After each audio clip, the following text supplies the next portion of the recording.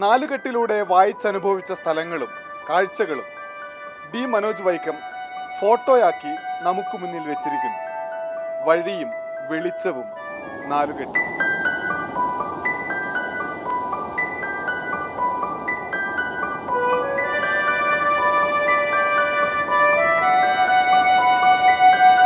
കേന്ദ്ര സാഹിത്യ അക്കാദമി സാഹിത്യോത്സവിൽ MTക്ക് ആദരവ്. ഒരു എഴുത്തുകാരൻ്റെ ജീവിത പരിസരങ്ങളിൽ നിന്ന് എങ്ങനെയാണ് ഉത്തമമായ ഒരു കൃതി രൂപപ്പെടുന്നത് എന്നാണ് ഞാൻ ഈ ചിത്രങ്ങളിലൂടെ മലയാളികൾക്ക് മുന്നിൽ അവതരിപ്പിക്കാൻ ശ്രമിക്കുന്നത്. ഞാൻ പ്രതീക്ഷിച്ചതിലും അപ്പുറത്തെ സ്വീകാര്യതയാണ് ഈ ചിത്രങ്ങൾക്ക് ഇവിടെ ലഭിച്ചത്.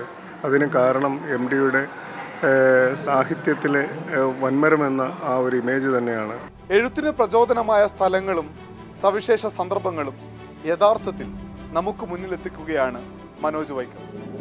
പ്രദർശനം ഡൽഹി മണ്ഡി ഹൗസിലെ കേന്ദ്ര സാഹിത്യ അക്കാദമിയിൽ ഈ മാസം 12 വരെ തുടരും. മാതൃഭൂമി ന്യൂസ്, ഡൽഹി.